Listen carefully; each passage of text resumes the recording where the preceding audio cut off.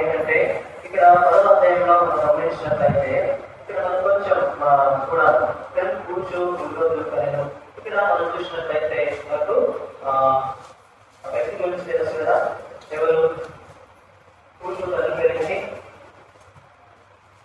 సరే ఎవరు తాత పేరేంటి అడిగితే అర్థమైంది కదా.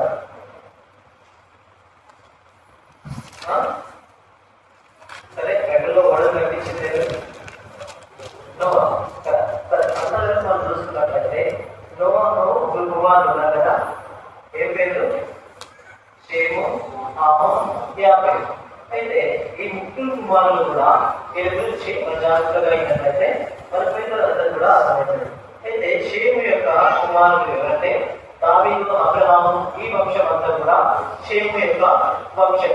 అయితే మరి యాపెతు ఉన్నాడు కదా, యాపెతు నుండి ఒక జనం వచ్చింది, అది వేరొక జనము.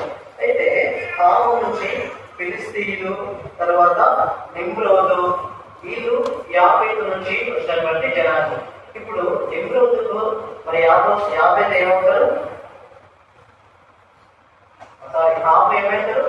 హాము నుండి వచ్చిందంతా కూడా మరి నిమ్రోదు యొక్క జనాంగం అంతా కూడా యాపెతు నుంచి వచ్చింది. ఈ యాపెతు యొక్క కుమారుడు ఎవరు? యాపెతు యొక్క కుమారుడు నిమ్రోదు. అయితే ఈ అబ్రహాం నోవాహు నిమ్రోదుకి ఏమవుతాడు? అర్థమైంది?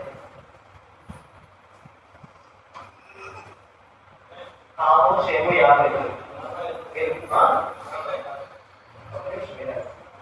హాము షేము యాపెతు ఈ ముగ్గురు కూడా నోవాహు యొక్క కుమారుడు. లాస్ట్ ఉన్నాడు కదా షేము. షేము యొక్క కుమారుడు నిమ్రోదు. నిమ్రోదుకు నోవాహు ఏమైంది? తాత. ఇప్పుడు అర్థమైంది కదా. అయితే సరే, ఇది ఉన్నప్పటికీ అయితే నిమ్రోదు అనే మాటకు అర్థం ఏంటి? నిమ్రోదు అనే మాటకు అర్థము తిరుగుబాటు. నిమ్రోదు అనగా తిరుగుబాటు. అయితే ఈ నిమ్రోదు ఏం చేస్తుందంటే, మరి ఇక్కడ మనం చూసినట్లయితే 10వ అధ్యాయం 8-9 వర్షాలు చూస్తే అతడు 9వ వర్షంలో అతడు యెహోవా ఎదుట పరాక్రమము గల వేటగాడు. కాబట్టి యెహోవా ఎదుట పరాక్రమము గల వేటగాడునై నిమ్రోదు వలె తన దైవభక్తి ఒకటి ఏంటంటే లోకోక్తి కలదు. లోకంలో చెప్పుకునే వారు ఏంటంటే, ఇప్పుడు మనం చూసినట్లయితే యేసుక్రీస్తు ప్రభువుని వెంబడించింది 12 మంది శిష్యులు మనం చూస్తాం కదా. దాంట్లో స్పెషల్ గా మాట్లాడుతున్నది ఎవరి గురించి? ఇస్కరియోతు యూదా. ఎందుకంటే యేసుక్రీస్తు ప్రభు గురించి చెప్పి అప్పగించింది, ఇదంతా కూడా చేసింది ఇస్కరియోతు యూదా. అటు నిమ్రోదు గురించి కూడా మాట్లాడుకునేటటువంటి ఒక దైవత్వ లోకంలో కలదనమాట. ఎట్లా? దేవుని మీద తిరుగుబాటు చేసేటటువంటి తత్వము నిమ్రోదుది. అయితే ఈ నిమ్రోదును మరి ఆయన నిమ్రోదు దేవుని ఎదుట, దేవుని యొక్క ప్రజల మీద, దేవుని మీద తిరుగుబాటు చేసేటటువంటి వ్యక్తి అనమాట. మనం గమనించినట్లయితే అయితే ఎలాంటి పరిస్థితుల్లో దేవుని ఎదుట ఇలా తిరుగుబాటు చేస్తూ వచ్చేది. అయితే మనం 12వ వచనం ఒక 11 చదవండి.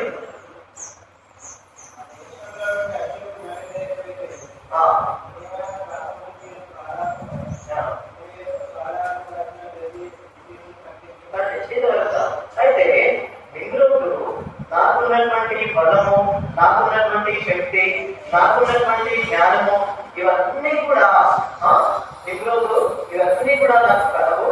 అంటే నాకంటే మించిన వాళ్ళు నా ఎదుట ఇంత బలాఢ్యుడు ఎవరు కూడా లేదు అని చెప్పి అట్లా ప్రజలను హింసిస్తూ వచ్చిందనమాట. ఆయన కోసము పట్టణంలో కట్టించుకునే విషయం కావచ్చు, లేదంటే వేరే వేరే పట్టణాలను స్వాధీనపరచుకునే విషయం కావచ్చు, ఇవన్నీ కూడా ఇవి దేవునికి విరోధమైనటువంటి పనులు, నిమ్రోదు యొక్క పనులు అనమాట.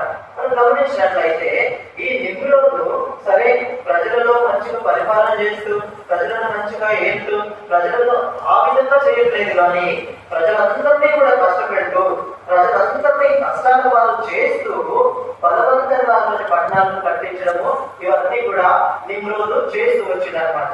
అయితే ఈ నిమ్రోదు అయితే ఏంటంటే, మనం ఏ పని చేసినా ఆత్మీయుడిగా, ఒక దేవుని యొక్క బిడ్డలుగా మనం ఏది చేసినప్పటికీ కూడా అది దేవుని దృష్టికి యథార్థమైందిగా, అది నీతి కలదిగా, న్యాయమైనదిగా దేవుని దృష్టికి ఎంచబడాలి. చూడండి, ఈ నోవాహు ఓడను నిర్మించినప్పుడు ఆ దేవుడు బయటపరుస్తూ వచ్చింది. ఆ ఓడను నిర్మించే విషయంలో ప్రతిదీ కూడా నోవాహుకు దేవుడు చెప్తూ వచ్చింది. అయితే నిమ్రోదు దగ్గరికి వచ్చేసరికి అయితే ఈ నిమ్రోదు అంతా కూడా ఎట్లా చేస్తుందంటే దేవునికి అన్ని కూడా విరుద్ధమైనటువంటి పనులు, దేవుని యొక్క ప్రజల్ని హింసించడం. అయితే ఇదంతా కూడా చేస్తూ చేస్తూ చేస్తూ ఈ తిరుగుబాటు అంతా కూడా నిమ్రోదు చేస్తూ వచ్చిన ఇదంతా జరిగేది ఎప్పుడు అంటే జలప్రలయం తర్వాత. జలప్రలయం వచ్చిన తర్వాత ఆ ఓడల నుండి రక్షింపబడి ఆ తర్వాత మాటలు పుట్టినప్పుడు అప్పుడు జరిగినటువంటి పరిస్థితులు అన్నమాట ఇవన్నీ. అయితే ఇక్కడ 11వ వర్షంలో మనం గమనించినట్లయితే చూడండి, అది 11వ అధ్యాయం ఇక్కడ మనం చూసినట్లయితే కొన్ని వర్షాలను 2వ వర్షం వారు ఎక్కడ ఉన్నారంట? తూర్పుగా ప్రయాణమైపోతూ సీనాల దేశంలో వైద్యాలు ఉన్న వారు కనబడను, అక్కడ వారు నివసించి ఈ నిపుణులు ఈ ప్రజలందరినీ కూడా తీసుకెళ్లి ఆ మైదానంలో నివసిస్తున్నాడు అన్నమాట. నివసిస్తున్నప్పుడు అక్కడ ఏమైంది? అక్కడ మనం ఇసుకలను చేసి బాగుగా కాల్చడం రమ్మని ఒకరితో మాట్లాడుకుని రాజుకు ప్రతిగా ఎక్కలను, ఇసుకలకు ప్రతిగా మట్టి గీరును అను ఏం చేస్తూ వచ్చారు? తయారు చేస్తూ వచ్చి. చూడండి, ఇప్పుడు ఇక్కడ మొదలైంది గమనించినట్లయితే ఇక్కడ 4వ వచనం చూస్తే, మరియు వారు భూమి అంతటా చెదిరిపోకుండా ఒక పట్టణమును ఎక్కడంట ఆకాశం శిఖరమును గల ఒక గోపురం కట్టుకొని పేరు సంపాదించుకుంటున్నారంటే అది అందులో మాట్లాడుకోవచ్చు కదా. అయితే ఇక్కడ మనం గమనించినట్లయితే ఇప్పుడు వాళ్ళందరూ కూడా ఏం చెప్తున్నారంటే గోపురాన్ని కట్టుకోవాలి, మనం ఎక్కడ కూడా మనం చెదిరి పోకూడదు. మనం ఎట్లా ఉండాలంట, ఇక్కడ చూడండి 4వ వచనం లాస్ట్లో చూస్తే పేరు సంపాదించుకోదము దండని మాట్లాడుకోవచ్చుగా. అయితే కొన్నిసార్లు మనం గమనించినట్లయితే ఈ అప్పుడు 50 ఎవరైతే ఈ ప్రజలు ఉన్నారో ఈ నిమ్రోదు గల వ్యక్తులు ఇప్పటికీ కొన్ని చోట్ల మన మనుషులను చూస్తూ ఉంటాం అనమాట. ఎక్కువ మనం గమనించినట్లయితే బైబిల్లో ఈ 12 మంది శిష్యులు ఉన్నారు కదా, వాళ్ళు సందర్భాలను బట్టి ఏం చేసిందంటే యేసు ప్రభువును వెంబడిస్తూనే ఆయన పరిచర్య, ఆయన సేవ, ఆయనతో పాటు అన్ని ప్రాంతాలను తిరుగుతూ ఆ చేస్తున్నటువంటి అద్భుతాలను చూస్తూ ఆయన చనిపోయిన వారిని లేపడం, కూర్చు చెవిగల వారిని స్వస్థపరచడం, కుష్ఠరోగులను శుద్ధులుగా చేయడం, చనిపోయిన వారిని తిరిగి లేపడం, ఇవన్నీ కూడా చేస్తున్నట్టు యేసుక్రీస్తు ప్రభు మాత్రమే. కానీ ఒకానొక ధైర్యాన్ని మాత్రము వాళ్ళు వెళ్ళబడలేకపోయినారు శిష్యులు. ఇది ఇక్కడ పక్కన పెడితే వీరన్నీ కూడా చూస్తుంటే ఒకనొక సందర్భం వచ్చినప్పుడు ఆ శిష్యులందరూ కూడా ఏమనుకుంటున్నారు, యేసుక్రీస్తు ప్రభు మరి అందరినీ కూర్చోబెట్టినప్పుడు ప్రభు ప్రజలు నేను కూర్చున్నానంటే నేను కూర్చుంటా, నేను గొప్పవాళ్ళంటే నేను గొప్పవాళ్ళు, వాళ్ళ మధ్యలోనే ఇట్లాంటి భేదాలు వస్తూ వచ్చాయన్నమాట. కానీ అక్కడ యేసుక్రీస్తు అంత పరిచర్య చేసినప్పటికీ కూడా వాళ్ళు కొంచెం కూడా అక్కడ గుర్తించలేదు. ఎందుకంటే వాళ్ళు ఎప్పుడు కూడా ఏముందంటే నేను గొప్ప అంటే నేను గొప్ప, నేను గొప్ప అంటే నేను గొప్ప. బైబిల్లో మనం చెప్తున్నటువంటి మాట ఏంటంటే హెచ్చించుకున్న వారు ఏం చేయబడతారంట, హెచ్చించుకున్న వాడు తగ్గించబడతాడు, తగ్గించుకున్న వాడు హెచ్చింపబడతాడు. ఇది గ్రహించకుండా నేను గొప్ప అంటే నేను గొప్ప. ఇదే ఎక్కడి నుంచి వచ్చింది అంటే అది ఈ యొక్క నిమ్రోదు నుంచి ప్రజలకు అట్లా ప్రాంతంలో వచ్చిందనమాట. అయితే ఈ నిమ్రోదు మరి ఎందుకు ఇట్లా చేయడం వల్ల ఏమైంది, అసలు నిమ్రోదు మరి ఎందుకు ఇట్లా చేసుకోవచ్చు. 4వ వచనంలో పేరు సంపాదించుకోవడము ఒక పట్టణం కట్టుకొని గోపురం చూడ, అంటే ఇక్కడ మనం గమనించినట్లయితే యెహోవా నల్ల కుమారులను కట్టించినటువంటి పట్టణం గోపురం చూడ దిగి వచ్చిందంట. ఆయన మనం చాలా సార్లు మనం ఆరాధన చేసినప్పుడు ఆకాశము ఆయన సింహాసనము, భూమి ఆయన యొక్క పాదపీఠము, ఆయన దేవతలందరికంటే పైవాడుగా ఆయన ఉంటాడు. ఆయన ఆకాశము మహాకాశము పదజాలటువంటి స్థలంలో ఆయన ఉన్నాడు.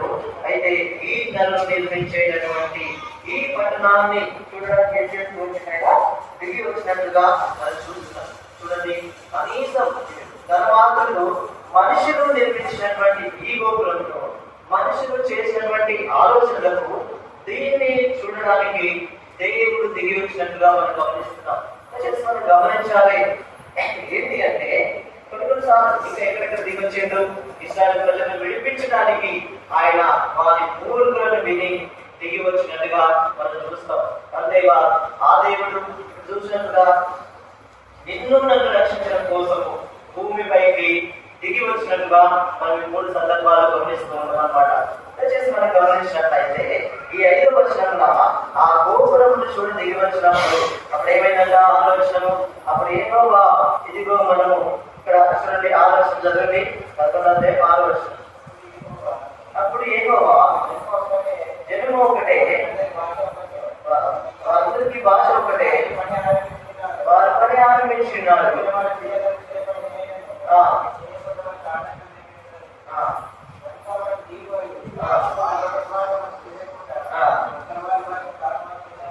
అనుకునేది ఇక్కడ గమనించినట్లయితే వారు చేస్తున్నటువంటి పనిని చూడడానికి ఇక్కడ దేవుడు దిగి వచ్చినట్టుగా మనం చూస్తాం. అయితే వారు చేయదలచి పని ఏదైనా చేయకుండా వారికి ఆటంకమేమీ ఉండకుండా మనం ఏం చేద్దామంట, దిగిపోయి వారికి ఒకరి మాట ఒకరికి తెలియకుండా వారి భాషలో ఏం చేద్దాము, తారుమారు చేద్దాం. చూడండి, ఇది దేవునికి విరోధమైనటువంటి పని. ఇక్కడ ఆకాశము ఆలేటట్టుగా గోపురం కట్టాలంటే అది మాటలు కాదు, అది అయినా అది దేవుడికి విరోధమైనటువంటి పని. ఇప్పుడు మనం ఎగ్జాంపుల్ ఆలోచన చేసినట్లయితే నోవాహు ఓడగట్టిండు తన ఇంటి వారి రక్షణ కొరకు ఆలోచన చేస్తే అనేక మందికి సువార్త ప్రకటించిండు, అనేక మందిని ఆ ఓడలోనికి ప్రవేశించమని ప్రతిమాలి. మరి దేవుడు వర్షం అంటే తెలియదు ఆలోచనలో వర్షం వస్తుంది అంటే వ్యర్థితంగా అనేక మంది లోకంలో ఎగతాళి చేసింది. అది రక్షణ కూడా, ఎలాంటివి కూడా, అది రక్షణ కూడా. అనేక మంది రక్షించడానికి ఇక్కడ సిద్ధపరచబడింది. కానీ ఒక్కరు కూడా గ్రహించిన వారు ఉన్నారా? ఒక్కరు కూడా గ్రహించిన వారు లేదు. స్వామి 50 ఇప్పుడు కోడళ్ళు, తర్వాత వీరిద్దరు నోవాహు భార్య తప్ప ఎవ్వరు కూడా వచ్చినట్టుగా మనం చూడదు. కానీ అప్పుడు ఏం లోబడ్డాయట? ఏం లోబడ్డది? సృష్టిలో ఉన్నటువంటి దేవుడు సృష్టించిన జంతువులు లోబడ్డాయి, మనుషులు లోబడలేదు. అక్కడ జంతువులు లోబడ్డాయి. ఇంతకుముందు కూడా ఆనందంలో చేస్తూ వచ్చినాము. ఆయన చేసినటువంటి సృష్టి, ఆయన నోటిలో పలికినటువంటి సృష్టి అతను లోబడ్డది, కానీ మనుషులు లోబడిన వారుగా ఉన్నారు. అయితే ఈ నిధులను చేస్తున్నటువంటి పనిని బట్టి దేవుడు దిగి వచ్చి ఏం చేసినట్ట? ఆ భాషలంతటినీ కూడా తారుమారు చేసినట్టుగా మనం చూస్తాం. అయితే మనం గమనించవలసినటువంటి విషయము, అక్కడే ఏం చేసిండు? అక్కడ భాషను తారుమారు చేసినప్పుడు వాళ్ళందరూ కూడా చెల్లా చెల్లైపోయినట్టుగా మనం చూస్తున్నాం కదా. ఎలా అంటే ఎవరి మాట మనకు అర్థం కాదు, అనేకమైనటువంటి భాషలు అక్కడ తారుమారైనట్టుగా మనం చూస్తాం. అయితే 8వ వచనం చూస్తే, ఆనాడు యెహోవా అక్కడ నుండి భూమి అంతటా వారు చెదరగొట్టిన కనుక వారు ఆ పట్టణం పట్ల ఏం చేసినట్ట? మానివేసిరి. దానికి ఈమెను పేరు పెట్టిండ్రు బాబేలు గోపురం అని. ఇప్పటికి వరకు కూడా దానికి పేరు కలిగినట్టుగా మనం చూస్తాం. యెహోవా భూమి అంతటా కూడా వారిని చెదరగొట్టినట్టుగా మనం చూస్తాం. లేఖనంలో రాయబడ్డది.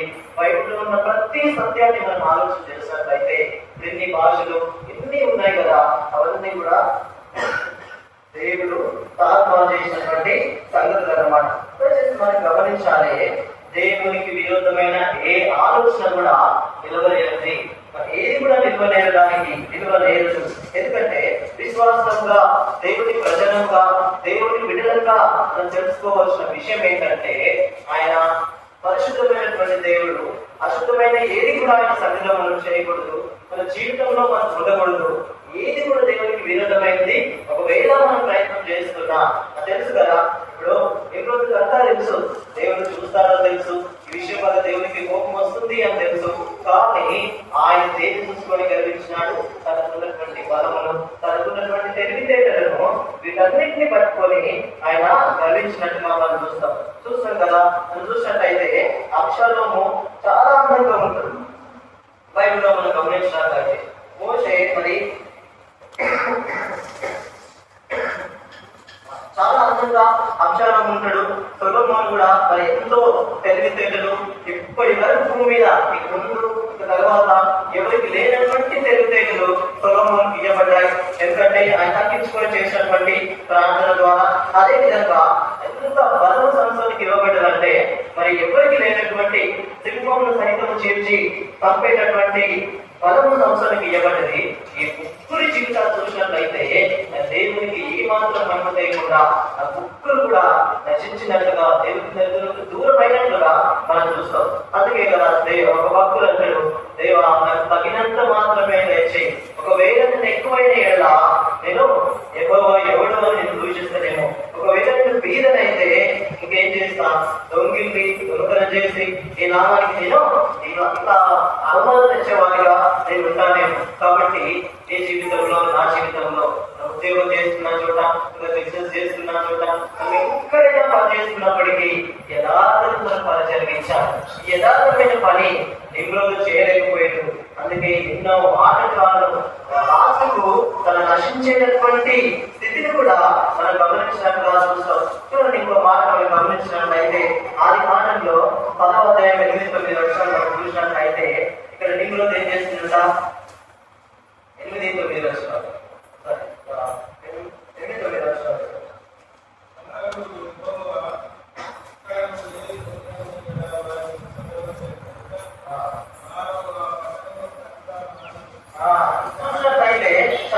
ఇక్కడ దేవుడు చెదరగొట్టిండు, ఆ పట్టణాలను కట్టివేయడము, మానవేయడం జరిగింది. అయితే మనం గమనించినట్లయితే నరులకు హృదయము ఏ విధంగా ఉంటుంది? అది వెరితనంతో నిండినది. అయితే అది ఎంత వెరితనంతో నిండినదంటే దేవుణ్ణి సహితము గుర్తించలేదిగా, దేవుణ్ణి సైతము మరి ఎన్నిక చేయలేదిగా మనం ఆలోచన చేసినట్లయితే మన జీవితము దేవుడు మనకిచ్చింది. కానీ ఇక్కడ చూసినట్లయితే ఆ దేవుడికే విరోధమైనటువంటి పని చేసి దేవునికి కోపం పుట్టించేటటువంటి పని చేసి అట్లా మరి దేవుని ఎదుటి దూరమైనట్టుగా మనం చూస్తాం. కాబట్టి నరుల యొక్క ఆత్మ ఎక్కువగా పెట్టినటువంటి ఏంటంటే దీపం.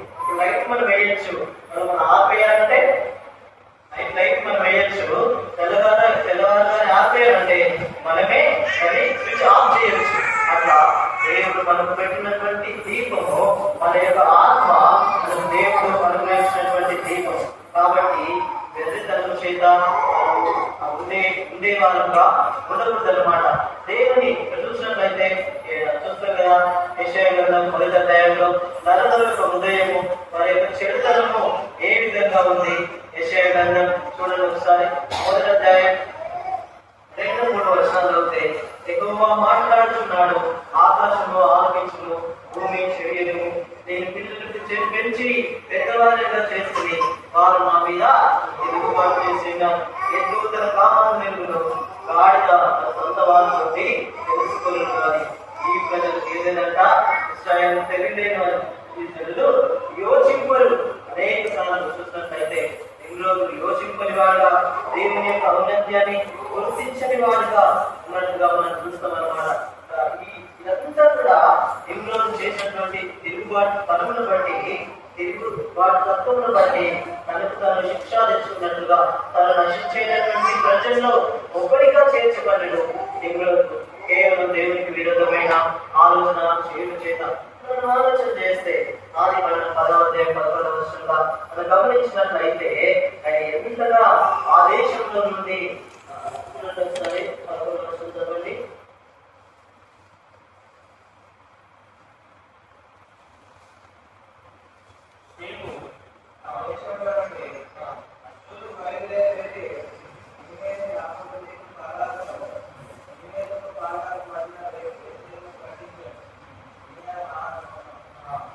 మహాపట్టణము దేవుని యొక్క ప్రజలను బాధిస్తూ ఆయన మహాపట్టణములు కట్టించినట్టుగా వేరే వేరే చోట్ల ఆయనకి ఇష్టం వచ్చినట్టుగా జీవించినట్టు మనం చూస్తాము. అది మహాపట్టణముగా, అది ఎంతో ఔన్నత్యాన్ని కలిగినటువంటి పట్టణంగా కేవలం ఆయన స్వార్థం కోసం నిర్మించుకొని దేవుని ప్రజలను బాధించి అన్యాయంగా తీసుకొని అన్యాయంగా సంపాదించినట్టుగా మనం చూస్తూ వస్తున్నాం అన్నమాట.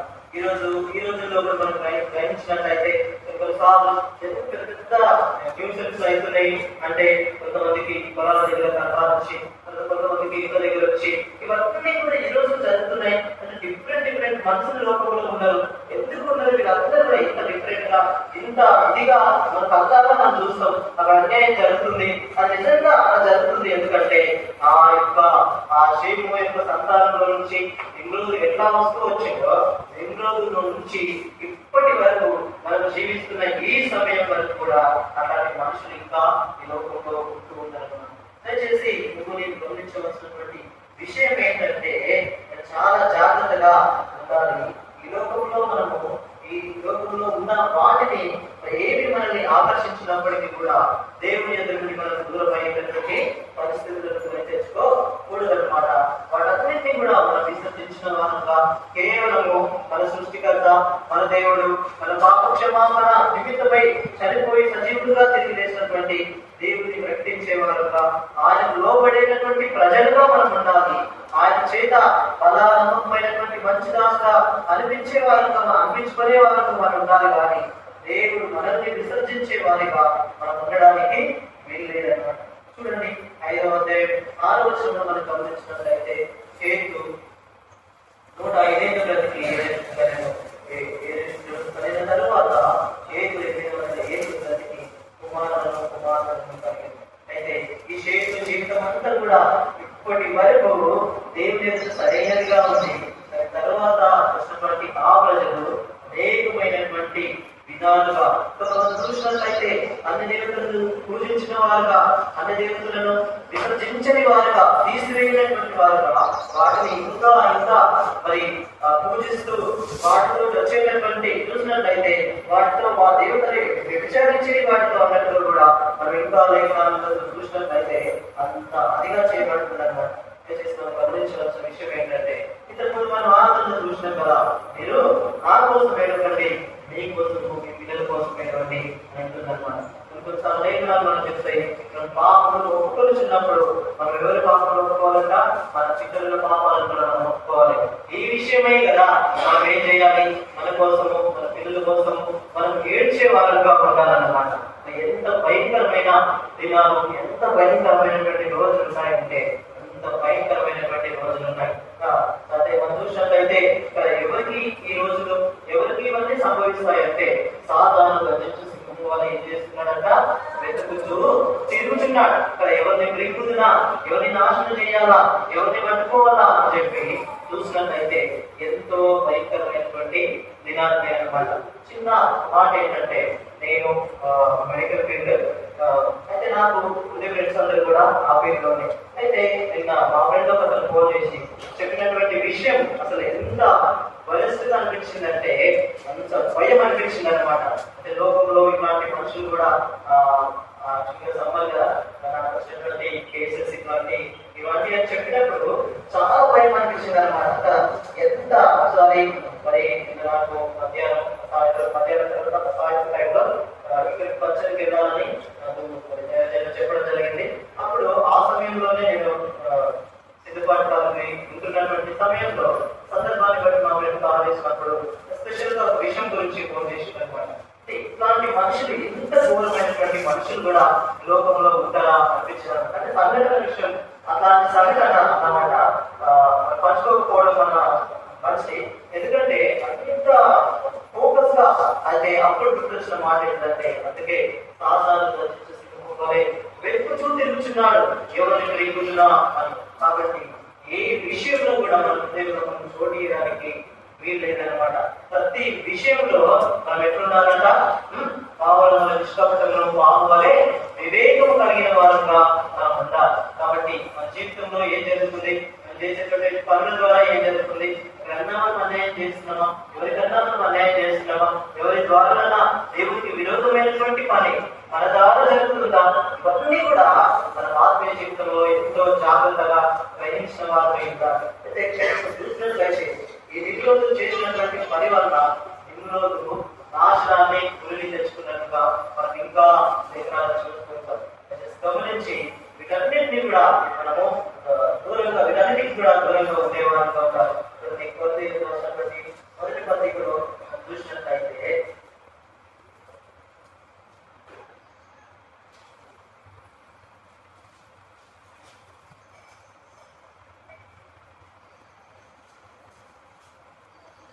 మొదటి పత్రిక 11వ అధ్యాయం.